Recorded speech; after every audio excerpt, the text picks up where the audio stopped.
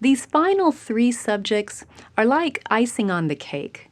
They are subjects that Charlotte included in her curriculum, and they bring a lot of good ideas to the feast.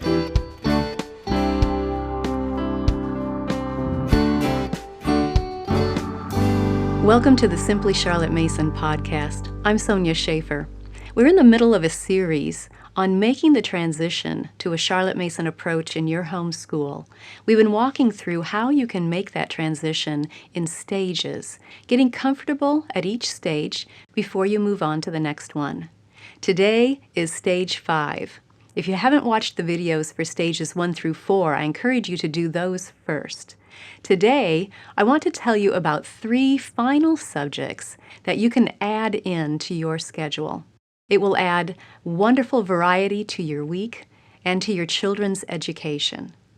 Now, if you've worked for the first 4 stages and completed their assignments, you're already doing a lot of Charlotte Mason in your homeschool, and your children will be getting a wonderful education with just those subjects done a Charlotte Mason way.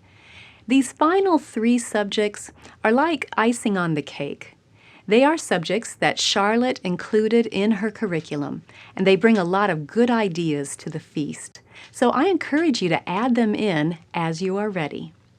The first one is Shakespeare. Now, some of you may already start to hyperventilate here, but hang on. So much of our attitudes towards Shakespeare is based on our past experience with him. And the way that you were taught Shakespeare is, I'm going to guess, not the way Charlotte Mason approaches it. The way that Charlotte Mason approaches Shakespeare is very doable, very accessible. You can approach Shakespeare in 3 steps. The first step is to read the story form of the play. So you get a feel for the plot and the characters, and you know what's happening. Then the second step is to actually read the script. Go through it just in small portions, though. Take no more than 20 minutes. Review what happened last time, set up what's going to happen in the script this time, and then read just a portion of that script. I would highly encourage you to use professional audio dramatizations. Those recordings are going to help you hear the lines delivered correctly the first time. It was always hard when I was reading Shakespeare aloud with my children. I would assign them different parts to read, but we were never sure, okay, is this person supposed to be shouting or whispering? And to whom are they speaking? Is it to everyone or... And so it would really distract us from the lines themselves because we were trying to figure out the delivery of those. But if you listen to those professional dramatizations, it really can help, and the children can just follow along in the script. And then step 3 is watch the play. You can go see a live version. Be sure to do your homework first. Make sure that it is true to Shakespeare's original script. Make sure that the director is not modernizing it in a way that would not be appropriate for your children. So call them up first and make sure it's going to be a good experience for your kids.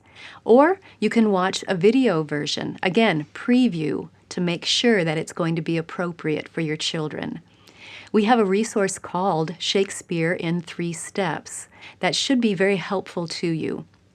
It also includes reviews of the video versions that I could get my hands on and watch. Now, you can start Shakespeare. Charlotte started around 4th grade, but you can do some plays as early as 2nd grade. I like to add in a play every year or 2. It usually takes only about 3 months, doing a lesson once a week, and we can get through the whole play for the year. So you can add in Shakespeare as you feel ready and as you feel comfortable. If you do it in those 3 steps, you're going to find it very easy to do. All right, the second subject that you can add in as you're ready is foreign language. Again, the method that Charlotte used for foreign language is brilliant and I think very accessible. Let me talk for just a minute about why we add a foreign language. Charlotte Mason firmly believed that people in each country, in her country of England and all the countries, needed to be good citizens of the world. and it befitted us to learn the languages of our neighbors so that we could communicate well with them and be a help to them and understand them better. That's why we do foreign language. Now, the way that Charlotte taught foreign language was with something called a series approach. It was invented by a Frenchman, Francois Gouin, and I want to walk you through a lesson using this series approach. If you have read the blog for a while, you know I've tried to explain this in writing, but it's just not the same as watching a video of it. So, grab a book. You're going to need a book. I don't care what book it is, you just need a book for this particular lesson. A series approach is basically narrating an everyday activity. You're going to learn this series in English first, or whatever your mother tongue is. Mine is English, so I'm learning it in English first, and then we'll narrow it down and fill it out in the new language. I'm going to do Spanish for the new language, all right? Because that's the one I've practiced, you know. All right, here's how it goes. Listen first to this series in English. I take the book, I open the book, I close the book. Now you have to do the actions with it, so do it with me with your book. Ready? I take the book, I open the book, I close the book. Good. Now we're going to narrow it down to just the 3 key words, the verbs. Take, open, close. Again, do it with the actions. Do it with me, just those 3 key words. Take, open, close. Good. Now we're going to learn those words in Spanish. Tomo. Say it with me. Tomo. And do the actions. Tomo. Abro. Abro. Do that with me. Abro. Let's do both of those. Tomo. Abro. Good. The last one is cierro. Cierro. Let's do all 3, shall we? Tomo, abro, cierro. Good. Now all we need to learn is the book, and we've got the whole series down. El libro. El libro. Let's try the whole series. Here we go. Tomo el libro. Abro el libro. Cierro el libro. Now we've got the series down, we can encourage our children to look around and say, what other kinds of things can we abro? People usually say the door first. La puerta. La puerta. And so we're going to practice, do the actions. Abro la puerta. Cierro la puerta. Yes, how about la boca? Your mouth, la boca. Abro la boca, cierro la boca. And so your children start to think in that foreign language, and it becomes just a part of their everyday conversation. Again, it's called a series approach, and the curriculum that I've found that follows this approach is from Cherrydale Press. I'll put a link to them in the show notes. It's good to do your foreign language lesson about twice a week. Now, of course, you're going to practice it and use the language throughout the week as much as you can. All right, that's foreign language the Charlotte Mason way. Now, the third add-in subject is handicrafts, and I like to pair that with art instruction. I'll do one of those each term. I might do handicrafts the first 12-week term, and then do art the second 12-week term, and then the third 12-week term, I could do another handicraft or another art type of media. That's how I like to approach it. But however you want to do it, it's good for the children to have regular opportunities to work with their hands, using a variety of materials. And in art, it's important to give your children an opportunity to try out different media, not just drawing with a pencil.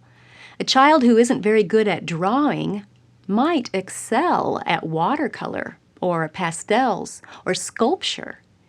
So when you're ready, start including a handicrafts lesson or an art instruction lesson once a week. A great resource that I know of for art instruction. I am not an art person myself, and so I need to find a good resource. And the one that I really like is Creating a Masterpiece. They have a video library that is just full of different media to try and different levels of projects from beginner all the way up through advanced. You can just subscribe to that library and you've got access to all of those videos that you can use as you see fit. So, your assignment for Stage 5, the last stage. Add in Shakespeare, foreign language, and handicrafts or art instruction as you're ready for more. Now, if you've watched the whole series, you've heard me mention the lesson plan books that are available, and now you know how to do everything in them. So if you want pre-selected book lists and ready-to-go plans, feel free to grab those lesson plan books. You'll find them in 3 different categories. History studies, which include history, geography, and Bible. There's also enrichment studies, which give you everything else you can do as a family: art and music and poetry and scripture memory and Shakespeare and art instruction and handicrafts, nature study, all those great things you can do as a family. And then the 3rd category of those lesson plan books is those individual studies that we talked about last time. For math and language arts and sciences in the upper levels need to be done individually. So if you grab 1 history lesson plan book, 1 enrichment lesson plan book, and 1 individual for each grade level you've got, then you'll have a complete Charlotte Mason curriculum plan with all of the book lists and all of those daily plans to help walk you through it one day at a time. You know, we've talked a lot in this series about making the transition with the methods, what you do during school time. But I think it would be good to also take a little time and discuss making the transition in your thinking. Most of us were not brought up with a Charlotte Mason education. So it might be helpful to take a look at some, shall we call them mental transitions, that will keep you on track and headed in the right direction. We'll talk about those next time. Be sure to subscribe if you haven't already. We upload new videos regularly, and if you click that little bell, you'll receive a notification whenever a new episode is posted. You can also subscribe to the audio version of this podcast or read the blog post version on our website at simplycharlottemason.com. All of those links will be in the notes, along with links to all the resources that I mentioned. Thanks for watching. I'll see you next time.